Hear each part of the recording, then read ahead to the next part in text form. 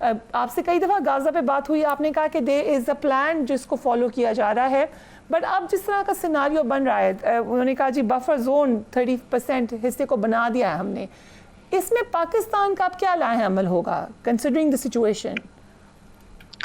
دیکھیے ایک تو جو چیز ایٹ لیسٹ میں بھی I am wrong in this regard, لیکن چونکہ اب دیکھیے ایران کی مین اسٹرینتھ اس کے جو ویپنز جس کا وہ شور مچاتا ہے وہ نہیں تھی, اس کی حزب اللہ تھی, حماس تھی, اب یہ ہوتیز ہیں یہ رہ گئے ہیں. حماس کو ایک دیوار کے ساتھ لگانے کے بعد ان کا ایک نشان چھوڑا جائے گا اور وہ بھی الٹیمیٹلی ختم کر دیں گے اس کو. حزب اللہ کا دیکھیے کہ حزب اللہ کو کس طریقے سے انہوں نے ڈیفینگ کر دیا اس طریقے سے. تو ایران کے یہ جو دو اسٹرانگ آرمز کہہ لیجیے یا مضبوطی پلرز تھے وہ تو ابھی گرتے ہوئے نظر آ رہے ہیں آپ کو. سیریا میں آپ دیکھیے کبھی سعودی عربیہ نے پرابلی کمٹ کیا ہے کہ ان کی لونز کو ینگ ڈیولپمنٹ میں کنٹریبیوٹ کریں گے, اور وہاں پر بھی تقریباً ایران کے ہاتھ سے گیم نکل گئی. اب ہوتی جا کے رہ گئے. اب ایران کو جب یہ بات چل رہی ہے تو ایران کے پاس کوئی زیادہ بارگیننگ چپس اس وقت نہیں ہے.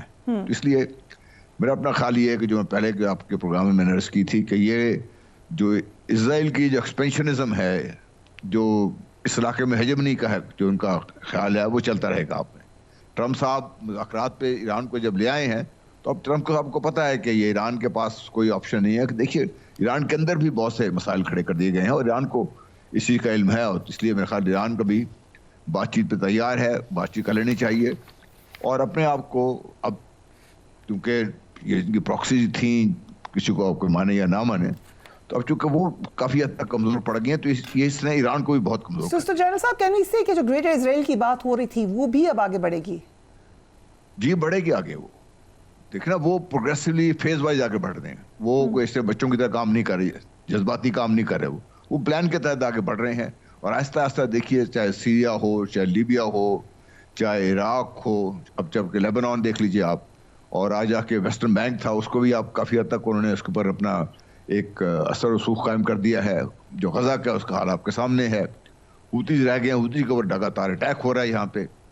ایٹ دی اینڈ جو گیم بننے والی ہے وہ یہ ہے کہ جب یہ ہوتیز کو بھی کمزور کر دیں گے تو باب المندب پہ جو ان کا اثر و رسوخ بڑھے گا ویسٹرن پاورز کا, تو دیٹ از وین چائناز جو سپلائی چین ہے وہ can be directly affected, and that is what I think they are planning to do ultimately. اور اسرائیل کو ادھر سے پھیلنے دیں گے, یہاں سے چائنا کو کنٹرول کرنے کے لیے انہوں نے یہ جو میرے ذہن میں اسٹڈی یہ آتی ہے, اگر یہ کامیابی ہوتی ہے then we are very serious trouble.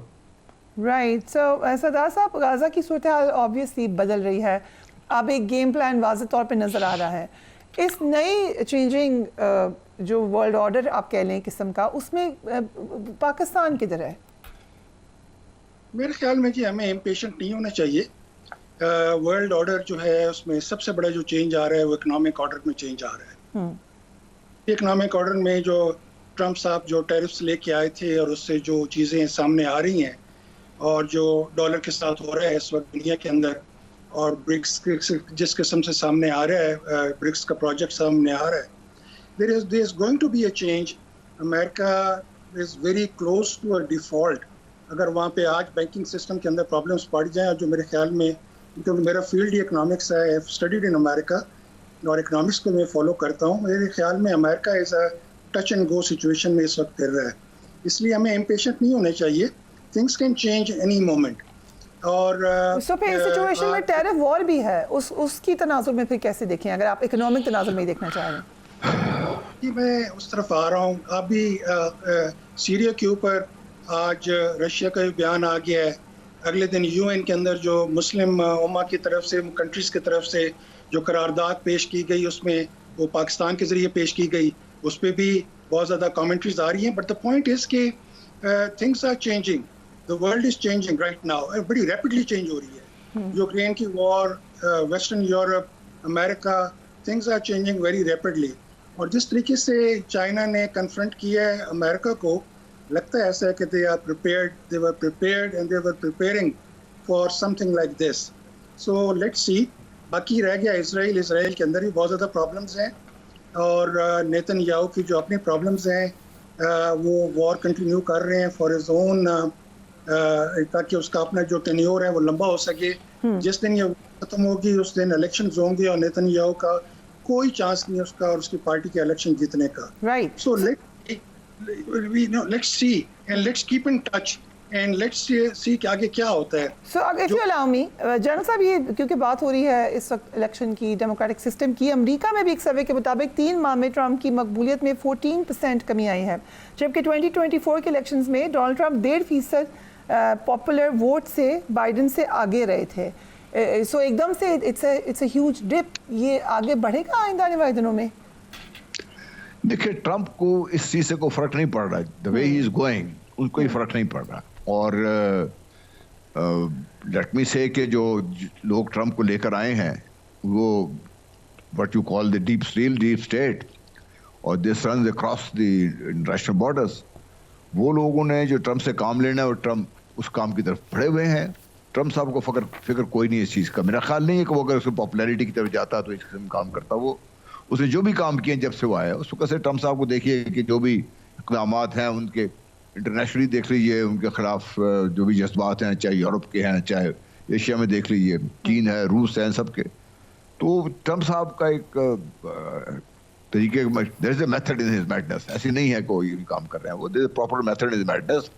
جس میں پہلے عرض کی کہ بھائی ان کا جو اسٹریٹجی ہے وہ اب مجھے نظر آ رہی ہے. How the others react to it that will have to see, because China نے ابھی تک اپنے آپ کو ایز اے ملٹری پاور کبھی سامنے نہیں لے کے آئے ہیں. ٹھیک ہے، دے آر اکنامک پاور، ان کی جو اکنامک اسٹرینتھ ہے نا وہی اس کو ٹارگٹ کرنے کی کوشش کر رہے ہیں کہ انڈین اوشن سے اگر آپ جو گڈس کا فلو ہے یا جو بھی تجارت ہو رہی ہے اس کو سلو کر دیں، روک دیں، تو نقصان جس کا بھی ہوگا وہ سامنے ہے. نمبر 2، چائنا نے اس کا الٹرنیٹیو سوچا ہوا ہے. انہوں نے بھی میڈیٹرینین کے through they have tried to reach across Europe and elsewhere and they have so far succeed. Time ہے اس کے بھی، لیکن بہرحال let's see how it works out. Right. And Sardar صاحب what's your opinion on that? کیا اس وقت یو ایس کا جو ہم دیکھ رہے ہیں ایک کنسسٹنٹ سٹانس ہے دیٹ امریکہ فرسٹ، جس کا کی وجہ سے ناراضگیاں نظر آ رہی ہیں، یہ اسی طریقے سے چلے گا اینڈ پھر اس کا کیا امپیکٹ ہوگا؟ آج میں نے بڑا انجوائے کیا، سی این این کہہ رہا تھا کہ وہ جاپنیز ٹریڈ منسٹر کے پاس تو ٹرمپ نے کہا کہ we want to see Japan first. تو that was a fundamental change from what he was talking about. And جو کچھ اس وقت امریکہ کے اندر ہو رہا ہے، امریکہ is moving towards a very severe recession اور ڈالر کی ڈکلائن بالکل سامنے آ چکی ہے. دیر از اے $18 ٹریلین کا اس وقت وہاں پہ پرائیویٹ کنزمپشن کا جو ہے وہ ایک ڈیٹ بنا ہوا ہے جس کو ہینڈل کرنے کا ان کے پاس کوئی طریقہ نہیں ہے. پلس ان کا جو بیسکلی بانڈز اور جو ان کی ہیں وہ سارے کے سارے اس وقت امریکہ از ان ڈیٹ ود جو دنیا کے پاس ان کا ڈیٹ ہے اور وہ کسی وقت مارکیٹ میں آ سکتا ہے. دیٹ ڈزنٹ مین کہ وہ آ جائے گا، بٹ دا پوائنٹ از کہ نے یہ کارڈ پلے کر کے اپنی ویکنس شو کر دی ہے. اور ٹرمپ اب اس لیے اپنا سٹانس رکھی ہوئی ہے کہ اس سے وہ ہٹتا ہے. تو آئی کین گارنٹی یو آج اس سٹانس سے ہٹے تو کل امریکہ میں شور مچ جائے گا اور کچھ دنوں کے اندر اندر کی اسٹاک مارکیٹس اور ان کا سسٹم بالکل کلیپس کر جائے گا. تو ٹرمپ یہ سٹانس رکھے گا، اس کو پولیٹیکلی سوٹ کرتا ہے، امریکہ کو سوٹ کرتا ہے. لیکن امریکہ کی یہ ٹیرف پالیسیز کی وجہ سے امریکہ has become extremely weak. Europe, western Europe ان کو انٹلیکچولی بھی اور ادروائز بھی چھوڑ گیا ہے. کینیڈا ان کے ساتھ بات کرنے کو تیار نہیں ہے. میکسیکو ان سے دور ہو گیا ہے. And China is gaining. آپ نے دیکھا ہوگا. رائٹ. سردار صاحب اینڈ جنرل صاحب، تھینک یو سو مچ.